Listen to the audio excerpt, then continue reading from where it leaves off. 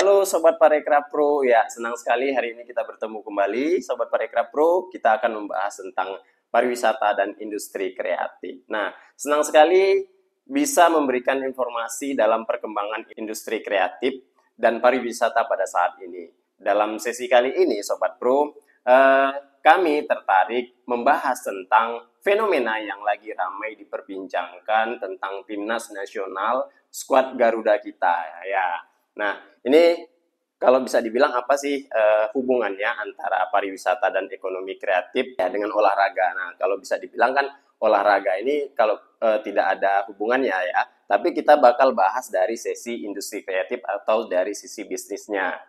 Jadi Sobat Parekraf, hal ini menyangkut tentang sebenarnya menarik kami untuk membahas ini adalah keputusan Pak Erick Thohir, Ketua PSSI tentang menghentikan kontrak Sintayong, pelatih asal Korea, digantikan oleh Patrick Kluivert asal Belanda. Nah, namun tentu saja kita akan bahas dari POV-nya atau point of view-nya yang berbeda dari sisi bisnisnya ya Sobat Parekraf. Ya kalau bisa dibilang kita ini bertanya-tanya semuanya ya kan. Sebenarnya apa sih yang direncanakan oleh PSSI? Jangan kemana-mana, tonton videonya sampai akhir.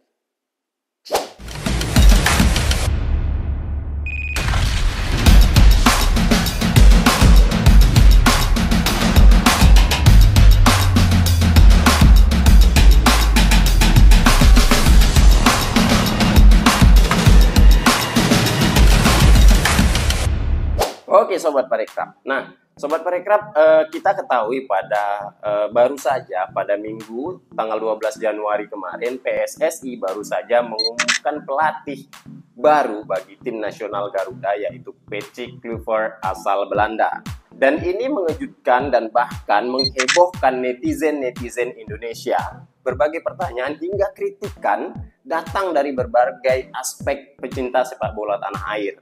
Ini hal yang menarik bagi kami untuk membahas sebenarnya apa sih yang direncanakan oleh PSSI untuk sepak bola Indonesia ke depan.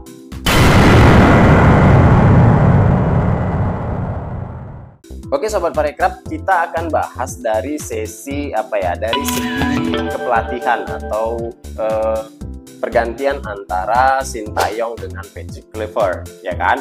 Nah, kita bukan membandingkan antara STY, Sintayong, dan Patrick Kluivert. Kita tahu bahwa Sintayong sudah banyak berjasa bagi Indonesia ini. Sudah banyak hal yang positif yang ia berikan kepada timnas Garuda kita, termasuk kita Indonesia.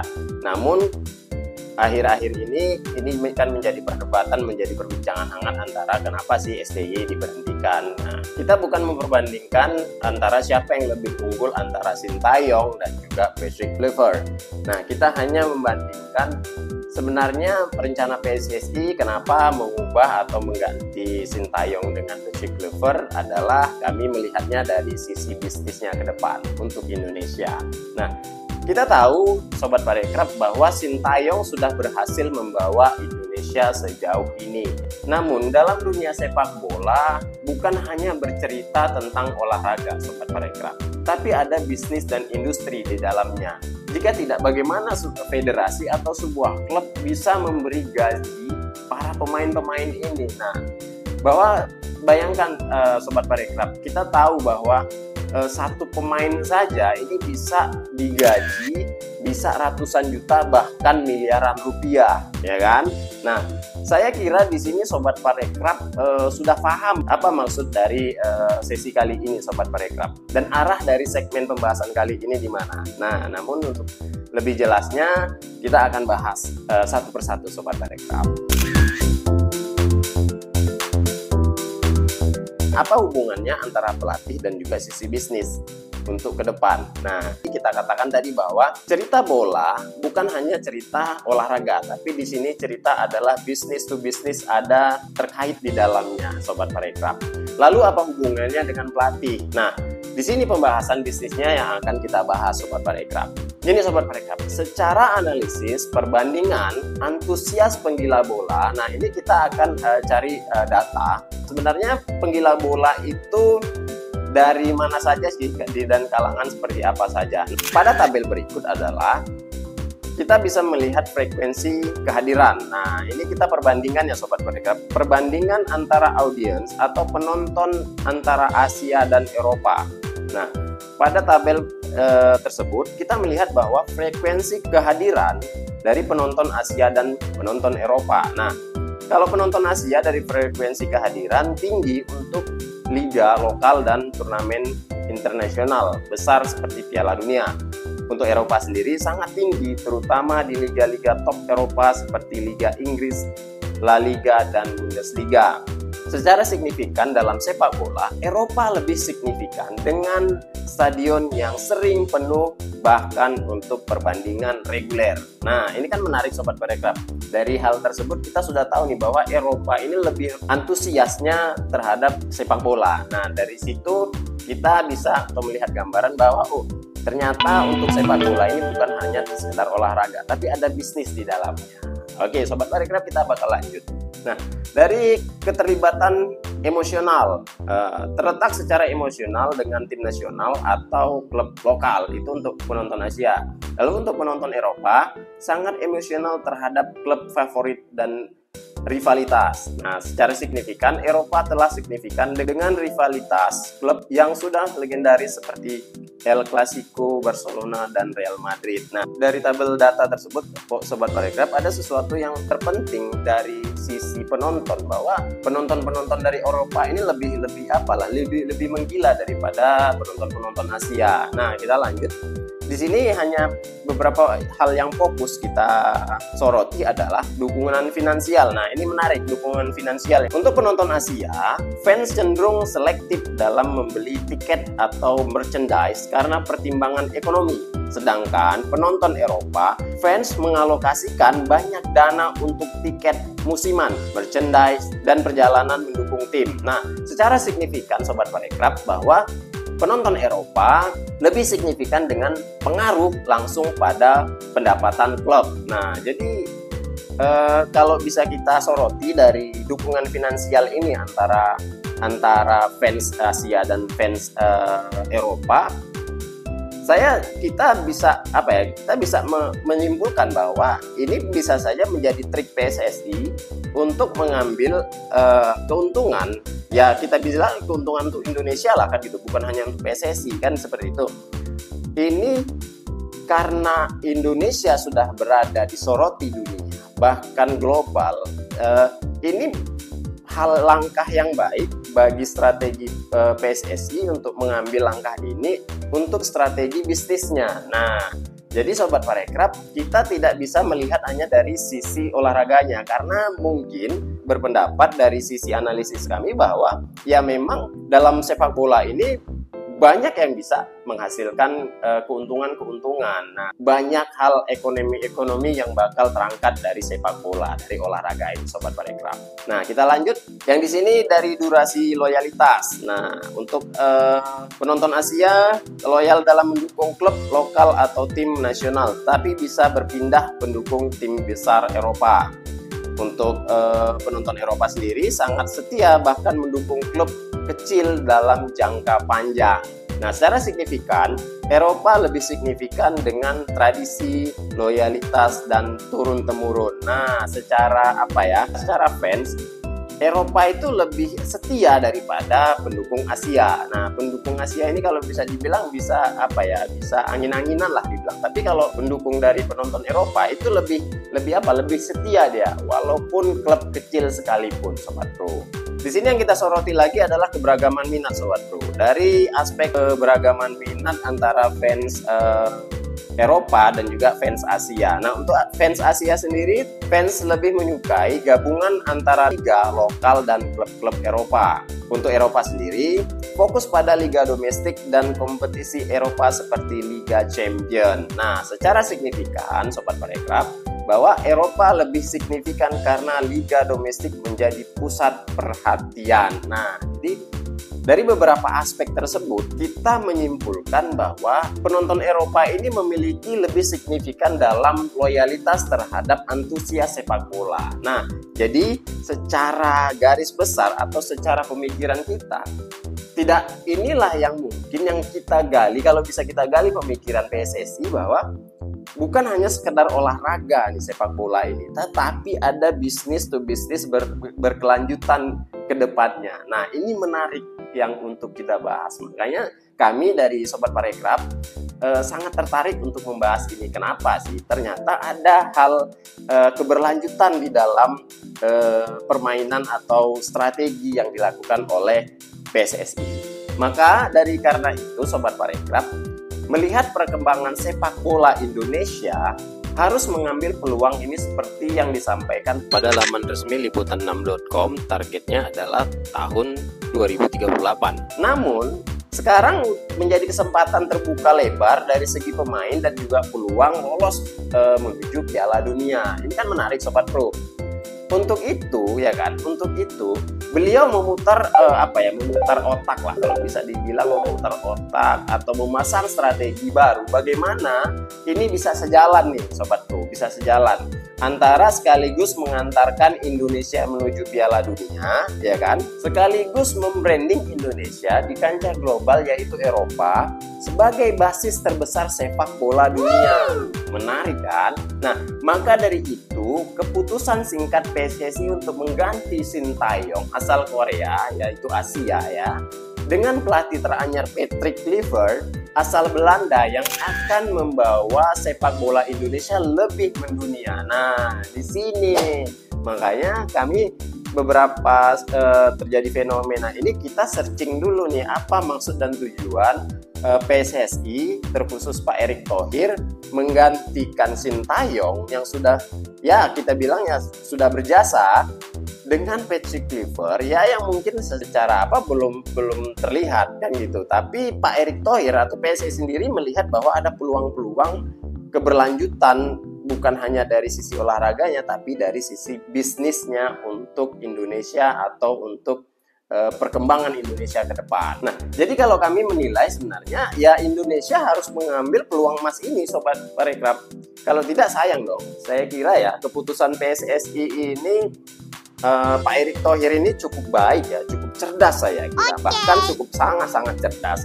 Nah, kenapa demikian? Nah, kita akan masuk dari sisi bisnisnya Sobat Parekraf. Tadi kan kita sudah menggambar, kita menjembatani ini kenapa Pak Erick Thohir atau PSSI sendiri merubah atau memberhentikan Sintayong dengan Patrick Kluivert. Nah, ini dari sisi peluang bisnis to bisnisnya atau peluang keberlanjutannya untuk Indonesia lebih dikenal, kita tadi sudah bahas di awal aspek-aspek tersebut. Nah, sekarang kita akan bahas tentang sisi bisnisnya.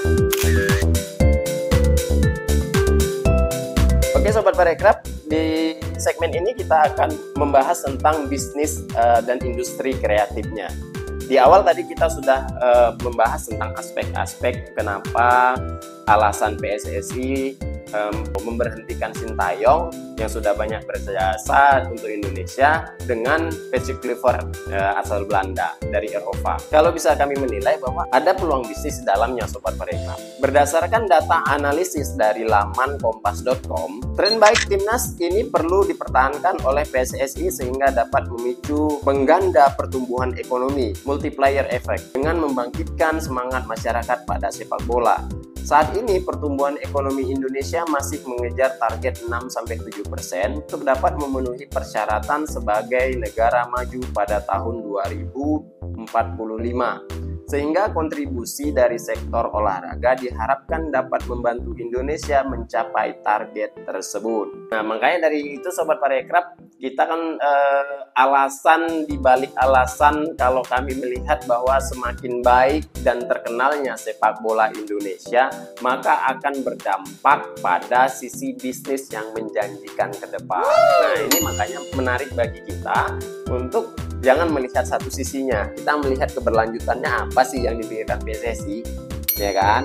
Nah, jadi Sobat Parekraf, dari mana sih sebenarnya kita bisa melihat bahwa ini ada sisi bisnisnya nih? Oke, dari beberapa aspek, dari harga pemain menjadi pertimbangan juga atau dari nilai komersial nih Sobat Parekraf. Pada laman YouTube oleh Kompas TV bersama Haris Pardede, pengamat sepak bola mengatakan bahwa ini peluang besar atau ini momentum timnas dipimpin Kluivert untuk berdampak ekonomi keberlanjutan ini semakin baik daripada ya kita katakan Sintayong kan gitu. Kenapa? Itu tadi yang kita katakan tadi, mencari data-data analisis bahwa data-data Eropa itu lebih loyal terhadap sepak bola. Makanya bisa jadi ini menjadi salah satu pemikiran PSSI kenapa Indonesia ini harus mengambil peluang emas ini untuk pada saat ini, Sobat Parekraf. Ini untuk berlanjutannya jangka panjang. Oleh sebab itu, kenapa ini menjadi sesuatu yang menarik kita bahas? Itu tadi, ada beberapa sisi-sisi bisnis atau sisi ekonomi di dalam olahraga sepak bola ini. Nah, salah satunya adalah transfer pemain. Transfer pemain ini kan memiliki nilai komersial nih. Nah, semakin baik atau semakin bagusnya tim nasional Indonesia, maka bursa transfer atau nilai transfer dari sisi pemain akan semakin mahal, ya kan? Nah, lalu kita udah ketahui nih bahwa banyak berita-berita Eropa tuh sudah mulai datang ke Indonesia. Nah, ini kan peluang besar juga untuk mendapatkan hak siar untuk menyiarkan pertandingan-pertandingan Indonesia di kancah global, bukan hanya Eropa tapi juga Asia. Semakin banyak hak siar, maka pendapatan Indonesia tentunya semakin signifikan, ya kan? Dan tentu saja untuk dari hak siar ada lagi merchandise. Nah, merchandise ini kan hal yang atribut yang harus dimiliki dari setiap fans klub bola. Nah, bisa dibilang merchandise ini ya salah satu bentuk kecintaan fans, bahwa itu bukti dari bahwa kita menyukai sebuah klub. Nah, ini kan menjadi peluang emas bagi Indonesia. Makanya merchandise tidak bisa kita pungkiri kan. Strategi-strategi ini adalah salah satu yang dilakukan PSSI saya kira sangat cerdas sekali untuk sisi bisnis untuk keberlanjutan jangka panjang. Terus tentu saja ini iklan. Nah, iklan ini kan bisa saja sebagai sebagai tambahan. Iklan ini seperti endorsan. Nah, itu kan juga menjadi semakin mendunianya timnas Indonesia, maka iklan-iklan dan endorse bakal berdatangan kepada tim nasional Garuda kita.